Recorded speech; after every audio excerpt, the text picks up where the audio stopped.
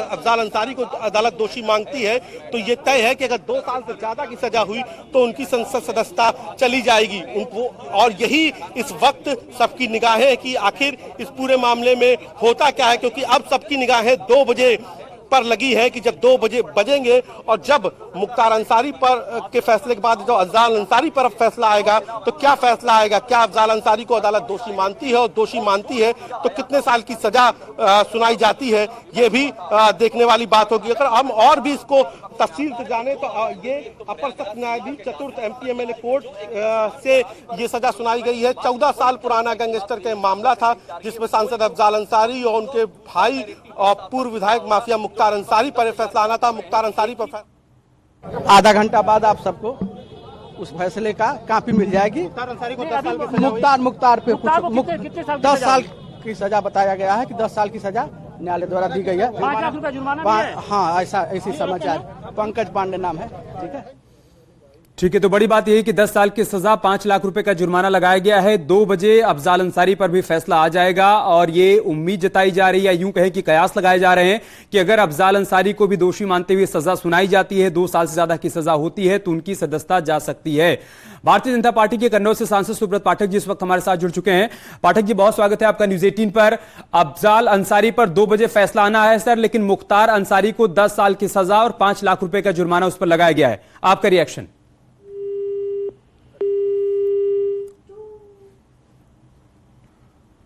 तो सुब्रत पाठक से दोबारा संपर्क की कोशिश करेंगे। बड़ी खबर, बड़ी जानकारी यही है, एमपीएमएलए कोर्ट का फैसला आ गया है। मुख्तार अंसारी को 10 साल की सजा सुनाई गई है। फिलहाल बांदा जेल में बंद है मुख्तार अंसारी, और दूसरी तरफ मुख्तार के भाई अफजाल अंसारी पर 2 बजे फैसला आना है, जो कि सांसद हैं। अगर उनको 2 साल से ज्यादा की सजा होती है तो उनकी सदस्यता भी जा सकती है। फिलहाल वकील अभी कुछ भी कहने से बच रहे हैं। उनका कहना है कि 2 बजे तक का इंतजार करिए। 2 बजे जब अदालत का फैसला आएगा उसके बाद ही साफ हो पाएगा कि अफजाल अंसारी के मामले में अदालत की तरफ से क्या फैसला सुनाया गया है। एक बार फिर से उपेंद्र के पास चलते हैं। उपेंद्र, मुख्तार अंसारी फिलहाल बांदा जेल में बंद है। अफजाल अंसारी क्या अभी भी कोर्ट रूम में ही मौजूद है? क्या जानकारी उसके बारे में?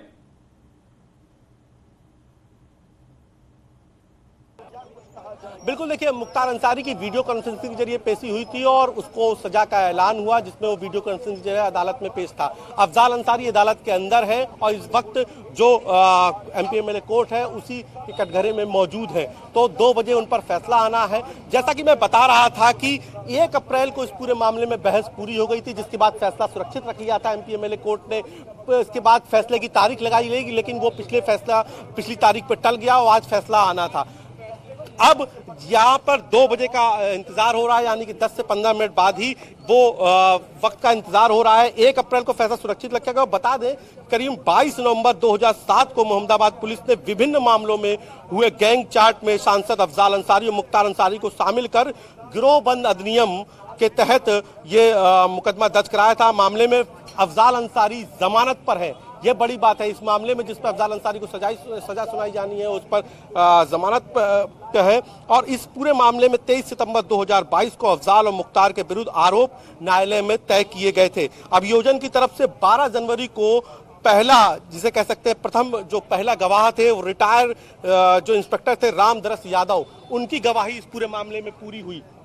और पहली जो गवाही थी वो 23 सितंबर अभियोजन की तरफ से 12 जनवरी को पहली गवाही पूरी हुई थी। और उसके बाद गवाही पूरी होने के बाद 14 फरवरी को दूसरे गवाह यानी कि सूर्य प्रकाश यादव का बयान हुआ था इस पूरे मामले में। अभियोजन गवाही पूरे होने पर सफाई साक्ष्य के लिए, क्योंकि जब अभियोजन की गवाही पूरी हो जाती है तो सफाई साक्ष्य के लिए एक डेट तय होती है अदालत की ओर से। तो सफाई साक्ष्य के लिए जो डेट तय हुई थी वो 16 फरवरी हुई थी। 16 फरवरी को सफाई साक्ष्य की तिथि तय हुई, लेकिन सफाई साक्ष्य 21 फरवरी को अंसारी बंधुओं ने पेश किया था। देखिए, उस पूरे मामले में टर्न उस वक्त भी आया था कि जब सफाई साक्ष्य के लिए इस पर डेट तय हुई थी, लेकिन 16 फरवरी के बजाय अंसारी बंधुओं ने जो सफाई साक्ष्य थे वो 21 फरवरी को पेश किए थे। बहस के लिए कई डेटें डाली गई और उसके बाद 1 अप्रैल को अफजाल अंसारी की ओर से इस पूरे मामले में बहस पूरी हुई और उसके बाद दूसरे दिन गैंगस्टर मामले में मुख्तार अंसारी की ओर से जो बहस थी वो पूरी हुई। तो 1 अप्रैल को अफजाल अंसारी की ओर से और फिर अगले दिन यानी 2 अप्रैल को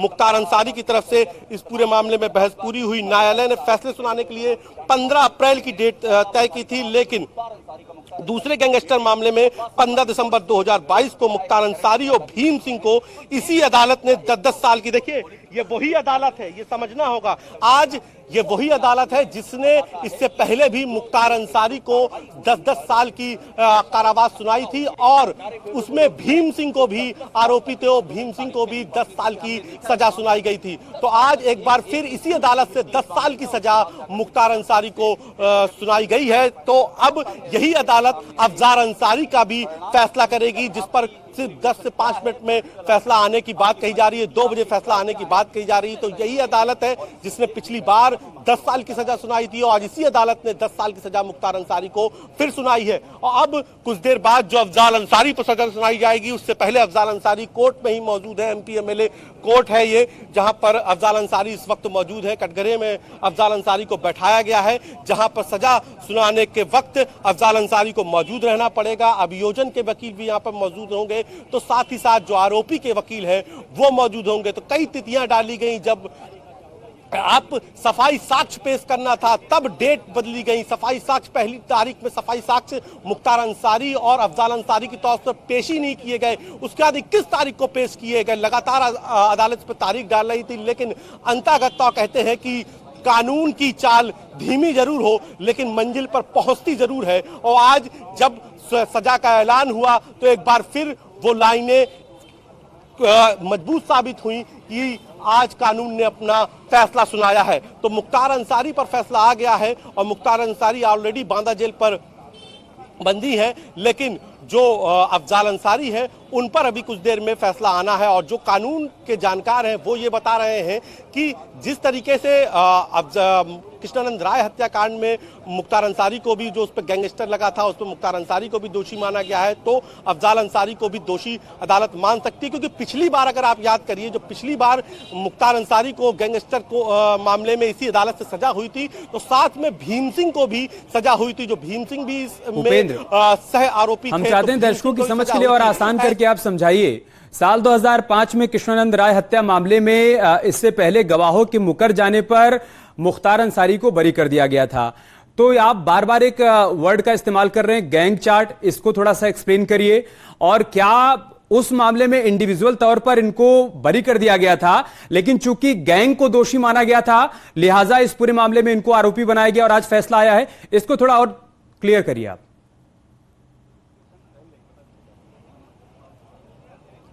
देखिए, जब भी कभी कोई लगातार कुछ मामले होते हैं, लगातार कोई एक व्यक्ति किसी अलग अलग मामलों में आरोपी होता है, उसके खिलाफ मुकदमे दर्ज होते हैं, तो पुलिस गिरोहबंद अधिनियम होता है। ये गिरोहबंद अधिनियम के तहत पुलिस गैंगस्टर बनाती है, गैंगस्टर चार्ट बनाती है। उस गैंगस्टर चार्ट में पुलिस ये बताती है कि जो जिन भी 3 लोगों पे गैंगस्टर बनाया है, 2 लोगों पे गैंगस्टर बनाया है, उस पर गैंगस्टर क्यों उनको गैंगस्टर चार्ट में शामिल किया गया, उनके ऊपर गिरोहबंद अधिनियम के तहत क्यों कार्रवाई की गई, क्योंकि वो समाज के लिए खतरा है, वो उनके ऊपर लगातार जो है आपराधिक मुकदमे दर्ज हो रहे हैं, तो उसके लिए गिरोह चार्ट बनाया जाता है।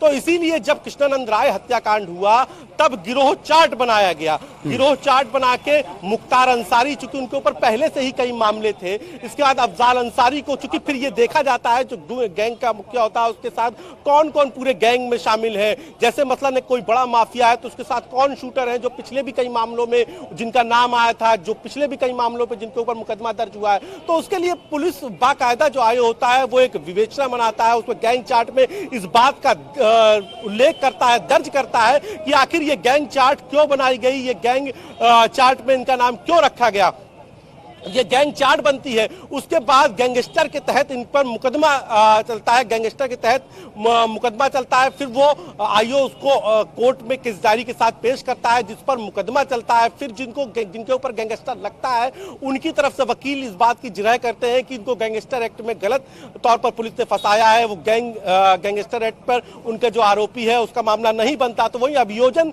इस बात की पुलिस की विवेचना के आधार पर, आईओ की केस डायरी के आधार पर इस बात की दलील देते हैं, अभियोजन पैरवी करते हैं कि नहीं, ये अभियोजन जो पुलिस की ओर से इनके ऊपर गैंगस्टर लगाया गया ये सही है, ये गिरोह है, गिरोह के रूप में ये काम करते हैं। तो इसी पर दलील होती है आरोपी की ओर से और अभियोजन की ओर से।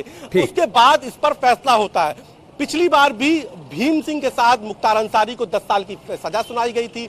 इस बार भी जो गैंग चार्ट बना है इस पर अफजाल अंसारी का नाम है, लेकिन ये समझना होगा कि अफजाल अंसारी का जो कृष्णानंद राय हत्याकांड के बाद जो गैंग चार्ट मोहम्मदाबाद थाना पुलिस, गाजीपुर की मोहम्मदाबाद थाना पुलिस ने जो गैंग चार्ट बनाया था उस पर अफजाल अंसारी को शामिल किया गया था, लेकिन नंद किशोर रुंगटा पर अफजाल अंसारी को शामिल नहीं किया था। नंद किशोर रुंगटा के मामले पे मुख्तार अंसारी के साथ उस वक्त मुझे याद है कि पूर्वांचल में एक नाम और चर्चा में आया था, वो था बाहुबली विजय मिश्रा का।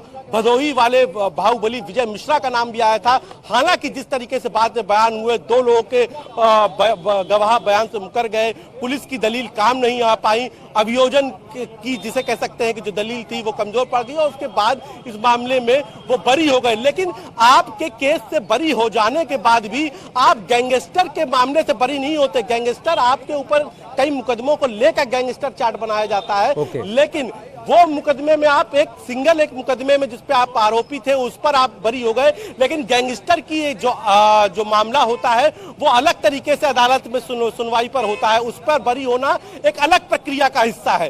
तो अब उस मामले में भले ही मुख्तार अंसारी बरी हो गए हो, लेकिन गैंगस्टर का मामला चल रहा था और गैंगस्टर में अदालत ने पुलिस के साक्ष्यों, पुलिस की दलील, अभियोजन की दलील को मजबूत माना और इस आधार पर यह माना कि ये गैंग के रूप में काम करते थे और इसलिए इनको गैंगस्टर एक्ट में सजा सुनाई गई। अब अफजाल अंसारी को भी के लिए भी आईओ ने दलील दी है, अभियोजन ने अपनी दलील रखी है कि गैंगस्टर मामले पर वो भी शामिल थे। और अब देखिए जिस तरह से पुलिस का मूवमेंट कुछ ट्रांसफर हुआ है, ये भी हम दिखाते हैं कि आखिर क्यों हुआ है, क्योंकि यहाँ पर जिस तरीके से जो है लगातार भीड़ बढ़ रही है उस तरीके से पुलिस जो है, पुलिस की कोशिश है कि यहाँ से भीड़ किसी तरीके से ना होने दे। फिलहाल कुछ लोग थे जो अपनी बात रख रहे थे मीडिया के सामने, इसी वजह से कुछ भीड़ लग गई थी जिसको पुलिस हटा रही है, क्योंकि जिस तरीके से प्रयागराज में अतीक अहमद का मामला हुआ उसके बाद से पुलिस बहुत अलर्ट है और ये देखिए लगातार जो भीड़ है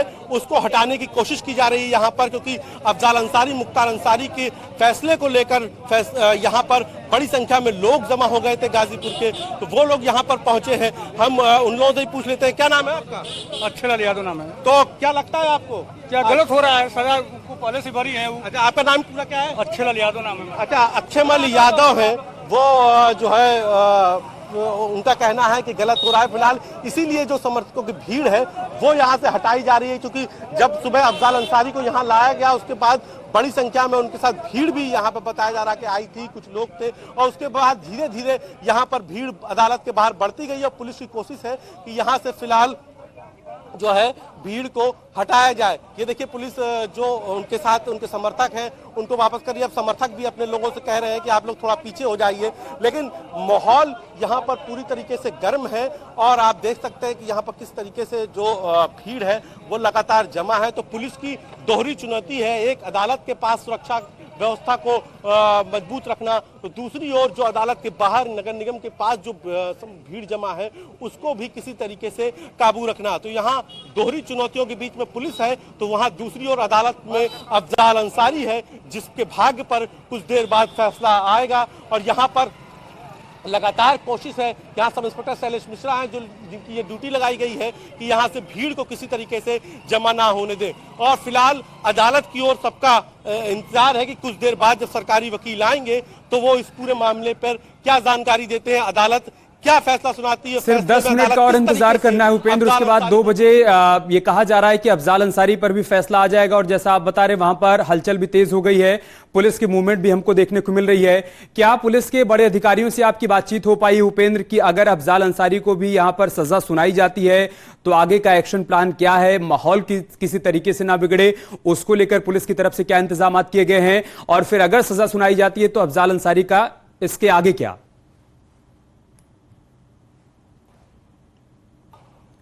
देखिए, अगर अफजाल अंसारी को सजा सुनाई जाती है तो पहली बात तो ये कि अफजाल अंसारी भले ही यहाँ पर अपने वाहन से आए हों और यहाँ पे अदालत में, लेकिन सजा सुनाए जाने के बाद उनको जेल जाना होगा, क्योंकि यहाँ से वो कैदी वाहन में जाएंगे।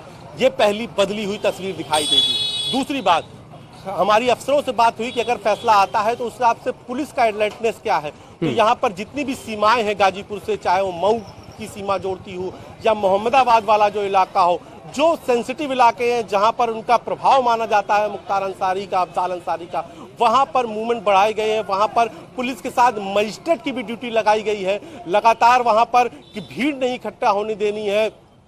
जो धारा 144 है उसके तहत लगातार जो है लोगों को रोका जा रहा है, भीड़ किसी तरह जमा ना हो, क्योंकि ये इलेक्शन का भी टाइम चल रहा है, निकाय चुनाव का भी टाइम चल रहा है। तो ऐसे में पुलिस पूरी तरीके से भीड़ को नहीं रोक सकती, लेकिन इस बात को क्रॉस चेक जरूर कर रही है कि वो भीड़ अगर प्रत्याशी है तो वो अपनी जिसे कन्वेंसिंग के लिए जा रहा है, प्रचार के लिए जा रहा है, लेकिन किसी तरीके से वो भीड़ किसी सुनियोजित तरीके से किसी षड्यंत्र का हिस्सा ना हो। ये तमाम सारे जो इनपुट है इसके लिए LIU को लगाया गया है, इंटेलिजेंस को लगाया गया है। जो पुराने अफसर यहाँ तैनात रहे हैं, पुराने इंस्पेक्टर जो तैनात रहे हैं मोहम्मदाबाद में हो या दूसरे उन इलाकों में जहाँ मुख्तार अंसारी, अफजाल अंसारी का प्रभाव रहा है, उन इंस्पेक्टर्स की भी, उनसे भी जो स्थानीय जो तत्कालीन इंस्पेक्टर से अभी जो मौजूदा इंस्पेक्टर है उन्होंने भी पूछा है कि कौन कौन लोग हैं जो समर्थक है, कौन कौन ऐसे लोग हैं जो गैंग से जुड़े रहे हैं। तो उनके घरों पर भी, उनके मूवमेंट पर भी नजर रखी जा रही है कि किसी तरीके से भी कोई अप्रिय घटना ना हो। अमित, ठीक है उपेंद्र, आप इस बड़ी खबर पर लगातार नजर बनाए रखिए। इससे पहले आपने वकील से वहां पर बातचीत की थी सजा सुनाए जाने के बाद, एक बार दर्शकों को वो सुना देते हैं। आपने कितने साल की सजा दी? क्या बोल रहे हैं? हम उनके अधिवक्ता नहीं, नो कमेंट। हम उनके अधिवक्ता नहीं है, उस पर हमारा कोई कमेंट नहीं है।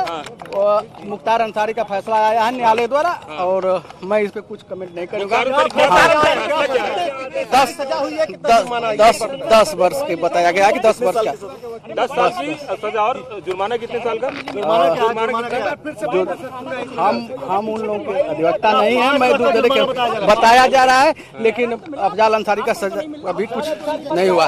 अभी अफजाल अंसारी पे कुछ नहीं हुआ है। 2 बजे के बाद 2 बजे के बाद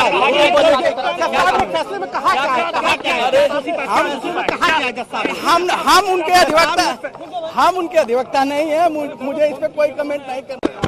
मुख्तार अंसारी को 10 साल का कारावास और 5 लाख का जुर्माना। और अफजाल अंसारी पर 2 बजे फैसला आना है। मुख्तार जज की तरफ से क्या टिप्पणी दी मुख्तार गई? अंसारी को 10 साल का कारावास और 5 लाख रुपए का।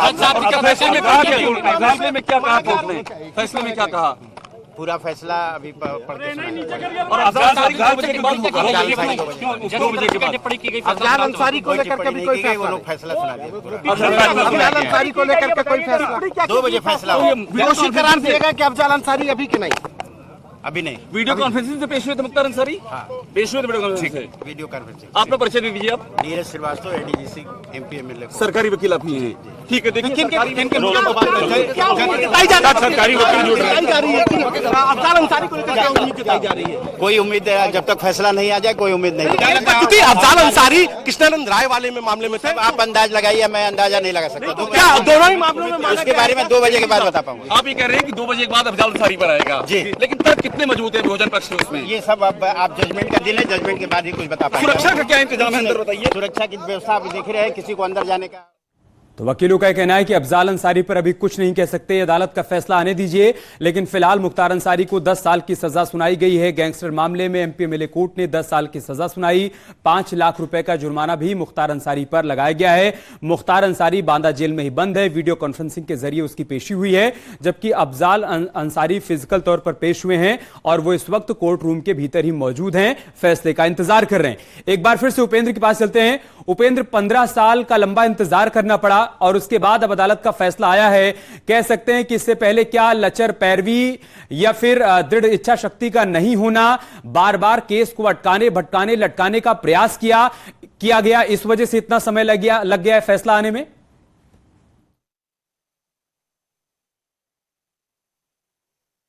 बिल्कुल, देखिए अगर इसको हम जो है पीड़ित के तौर पर सुने तो पीड़ितों का लगातार कहना था, चाहे वो कृष्णानंद राय हत्याकांड में हो, चाहे नंदकिशोर रुंगटा हत्याकांड में हो, कि जो है गवाहों को हॉस्टाइल कर दिया गया, गवाहों को हॉस्टाइल किया गया, यानी कि गवाह अपनी बयान से मुकर गए।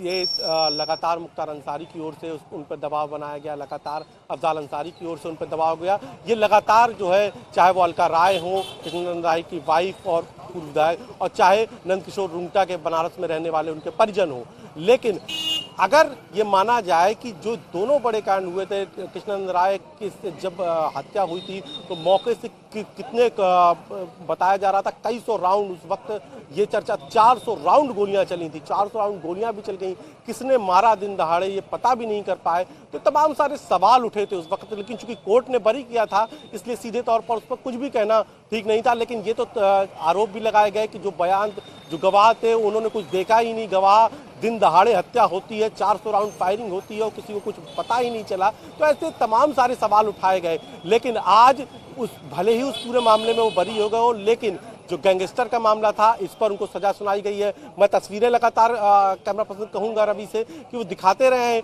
यही से कि किस तरीके से मूवमेंट बढ़ा है, लेकिन जिस तरीके से जो लचर पैरवी, देखिए किसी भी मुकदमे में दो बहुत अहम पार्ट होते हैं। पहला, पुलिस की ओर से मुकदमा धाराओं में दर्ज हुआ, फिर आईओ की जो केस डायरी होती है यानी कि जो विवेचना होती है ये बेहद महत्वपूर्ण होती है कि आईओ ने कितनी मजबूत विवेचना की है, कितने कौन कौन से साक्ष्य उसमें विवेचना को सपोर्ट करने के लिए डाले हैं। और उसके बाद जो तीसरा रोल होता है वो कोर्ट में सरकारी वकील यानी कि अभियोजन का होता है। तो तीनों मोर्चों पे जब कानून मजबूत पैरवी, मजबूत जिसे कह सकते हैं कि केस डायरी होती है, तब किसी को सजा होती है। तो इसलिए उन दोनों मामलों में देखा गया कि जिस तरीके से दोनों मामलों में वो बरी हो गए, लेकिन यहाँ पर गैंगस्टर मामले में जब से साल 2017 के बाद से लगातार जो है पुलिस ने जो अपनी अभियोजन जो उनकी इकाई है वो उस अभियोजन की इकाई को मजबूत किया, उस पर लगातार मॉनिटरिंग की, और इसी का नतीजा है कि आप ये देखिए कि उत्तर प्रदेश में अलग अलग मामलों में जो आरोपी हैं माफिया, उनको सजा हो रही है, क्योंकि अभियोजन अब मजबूती से यहाँ पर काम कर रहा है। जब अभियोजन मजबूत से काम करता है तो पैरवी होती है केसों की, केस की पैरवी के लिए लगातार केस से लंबी लेकिन लंबी उपेंद्र ये बताइए कि अपहरण का ये मामला था, अपहरण कर हत्या कर दी गई, इसके अलावा बीजेपी के विधायक की हत्या की गई थी, उस मामले को भी आधार बनाया गया। क्या इसके अलावा कुछ और भी मामले रहे जिसको आधार बनाकर ये फैसला सुनाया गया है कोर्ट की तरफ से?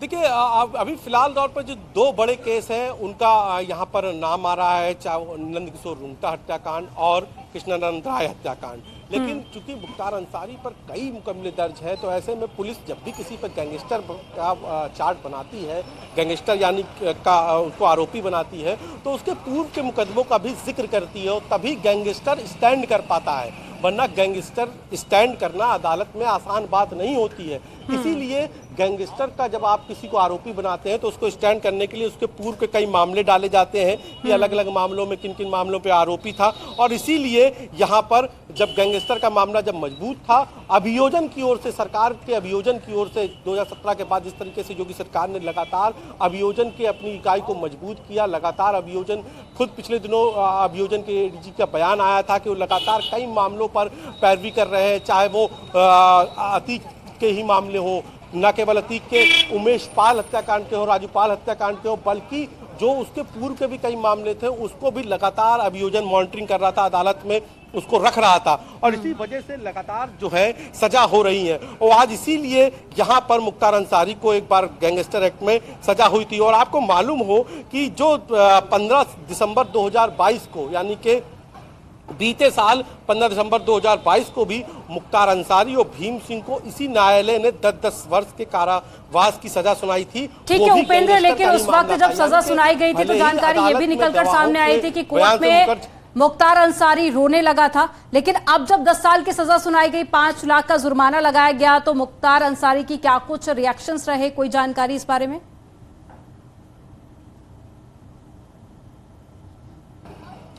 देखिए अभी फिलहाल तो ठोस तौर पर कोई भी वैसी जानकारी नहीं आ रही है, लेकिन जिस तरीके से बताया जा रहा है, तो जो लोग मौजूद थे, जो वीडियो कॉन्फ्रेंसिंग पे मुख्तार को देख रहे थे, जो हमारे अदालत के सूत्र हैं वो बता रहे हैं कि मुख्तार बेहद परेशान था। वो लगातार जो है लगातार जिसे कह सकते हैं बेचैनी के जो लक्षण होते हैं किसी भी व्यक्ति में, वो मुख्तार में देखे जा रहे थे। क्योंकि देखिए ये मामला भी बहुत लंबा चला है। अगर इस मामले को भी आप देखिए तो 22 नवंबर 2007 को मोहम्मदाबाद पुलिस, मोहम्मदाबाद वो थाना जहां पर कृष्णानंद राय की हत्या हुई थी। तो उस मोहम्मदाबाद पुलिस ने विभिन्न मामलों में, जैसा कि आप अभी पूछ भी रही थी कि केवल 2 ही मामले हैं या उससे ज्यादा हैं, तो ये मामला तो मुख्य मामला बनाया जाता है। उसके साथ जो उसके पूर्व के मामले थे अलग अलग, उन सभी मामलों को मिलाते हुए ये गैंगस्टर जिसे कह सकते हैं कि चार्ट बनाया गया था। और इस गैंग चार्ट में सांसद अफजाल अंसारी को भी मुख्तार अंसारी के साथ शामिल करके गिरोहबंद अधिनियम के तहत ये मुकदमा जो दर्ज हुआ था। और बिल्कुल, क्योंकि मुख्तार अंसारी के साथ ही अफजाल अंसारी का नाम भी है, तो एक तरफ मुख्तार अंसारी पर सजा का ऐलान हो गया है, तो ऐसे में अफजाल पर किस तरह के सजा बनेंगे? और अमूमन जब ऐसे केसेस सामने आते हैं तो फिर कैसे हालात होते हैं, क्या सजा दी जाती है उपेंद्र?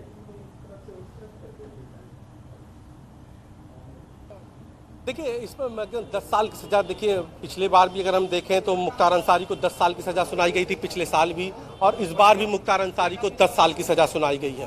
तो अगर 10 साल की सजा सुनाई जाती है, 10 वर्ष से कम की सजा सुनाई जाती है, मुख्य जो सबकी निगाहें हैं वो इस बात पर है कि 2 साल से ज्यादा की सजा सुनाई जाती है कि नहीं सुनाई जाती है। अगर 2 साल से ज्यादा की सजा सुनाई जाती है तो फिर अफजाल अंसारी की जो सांसदी है वो खतरे में आ जाएगी। और इस पूरे मामले में देखिए, अभियोजन की तरफ से मैंने बता रहा था कि 12 जनवरी इसी साल को 12 जनवरी को पहले जो इस पे इंस्पेक्टर जो थे, जिसने जो गवाह के तौर पर इस पूरे गैंगस्टर में थे, वो इंस्पेक्टर थे रामदरस यादव।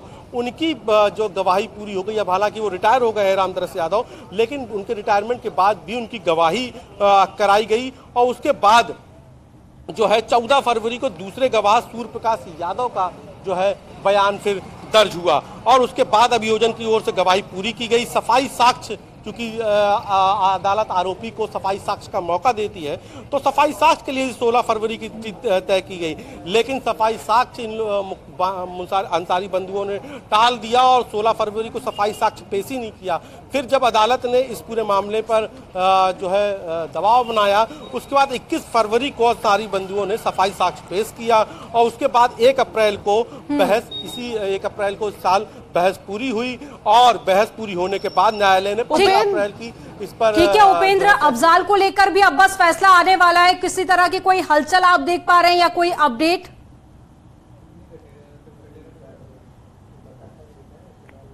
देखिए, अभी फिलहाल जो है लगातार जो पुलिस का मूवमेंट है वो बढ़ रहा है, अफसरों की जो चेकिंग है वो बढ़ रही है, और अब अदालत की तरफ के पूरे जो रास्ता है उसको खाली करा लिया है। जो काउंसिल भी अंदर जा रहे हैं, उन काउंसिल को भी पूछा जा रहा है कि वो किस काम से है, क्या उनकी अंदर चौकी है कि नहीं, क्या उनका कोई केस है सुनवाई पर। तो तमाम सारे जो सवालात हैं उनके बाद ही जवाब देने के बाद ही काउंसिल को जाने दिया जा रहा है। मुवक्किल को पूरी तरीके से फिलहाल जाने पर रोक है, और कोशिश ये की जा रही है कि अगर फैसला आता है तो जिस तरीके से भी कुछ देर पहले आपने भीड़ देखी होगी, समर्थकों की जो है भीड़ जमा हो गई थी, तो वो भीड़ जमा ना होने पाए इसकी भी लगातार जो है कोशिश की जा रही है। अभी तक पुलिस यहाँ पर तैनात नहीं थी, लेकिन अब यहाँ पर पुलिस तैनात कर दी गई है, क्योंकि कुछ देर पहले लगातार जो समर्थक थे वो जमा हो गए थे, और अब ऐसे हालात ना बने दोबारा, इसके लिए कोशिश की जा रही है कि अब यहाँ पर सुरक्षा व्यवस्था बढ़ाई जाए। यहाँ पर आप ये देखिए, लगातार जो अफसर्स हैं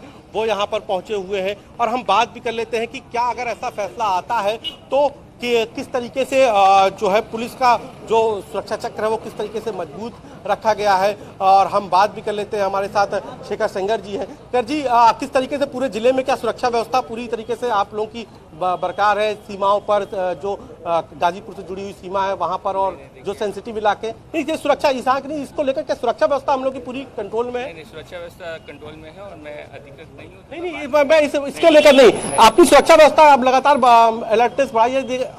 तो यह बता रहे, उनका कहना है कि सुरक्षा व्यवस्था हमारी तरफ से पूरी तरीके से कंट्रोल में है, और इसीलिए यहाँ पर ये देखिए अफसरों को भी तैनात किया गया है, क्योंकि यहाँ पर कुछ देर पहले भीड़ जमा हो गई थी, तो ऐसे में कोई अप्रिय घटना ना हो पाए, इस लिहाज से यहाँ पर लगातार फोर्स की ओर से कोशिश की जा रही है कि किसी भी तरीके से जो भीड़ है वो जमा ना हो पाए। और यहाँ बिल्कुल उपेंद्र, एक चीज तो ये भी है कि अगर देखिए, एक तरफ तो मुख्तार अंसारी को लेकर सजा का ऐलान हो गया है, दूसरी तरफ अफजाल अंसारी पर सबकी निगाहें टिकी हुई हैं, लेकिन सबसे बड़ी बात यह है कि कोर्ट की तरफ से भी ये कहा जा चुका है कि सबसे खूंखार गैंग है मुख्तार अंसारी का गैंग।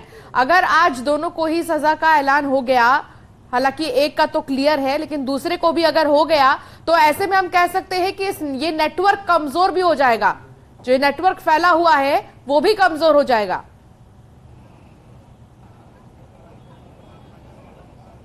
देखिए, बहुत बड़ा झटका होगा अंसारी बंधुओं के लिए अगर अफजाल अंसारी को सजा हो जाती है, उनकी सांसदी चली जाती है।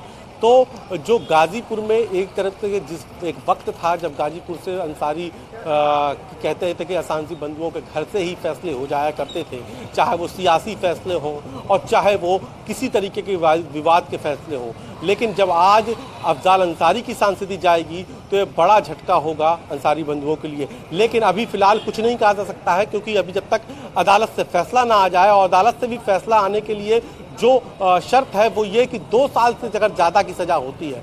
लेकिन जो अब तक गैंगस्टर के मामलों में सज़ा देखने को मिली वो 10-10 साल की मिली, क्योंकि मुख्तार अंसारी को दोनों बार 10-10 साल की सज़ा सुनाई गई। तो ऐसे में उम्मीद की जा रही है कि अगर 10 साल की सज़ा को ही हम एक औसतन वो मान ले, मापदंड मान ले, तो उपेंद्र जरा ये भी आप समझाइएगा। इससे पहले 10 साल की सजा हुई थी, आज फिर 10 साल की सजा हो गई, 5 लाख रुपए का जुर्माना लगाया गया। यानी कि जो अब 10 साल की सजा सुनाई गई है इसे क्या आगे एक्सटेंड किया जाएगा? किस तरह से, कितने दिन मुख्तार अंसारी को अब जेल में बिताने होंगे?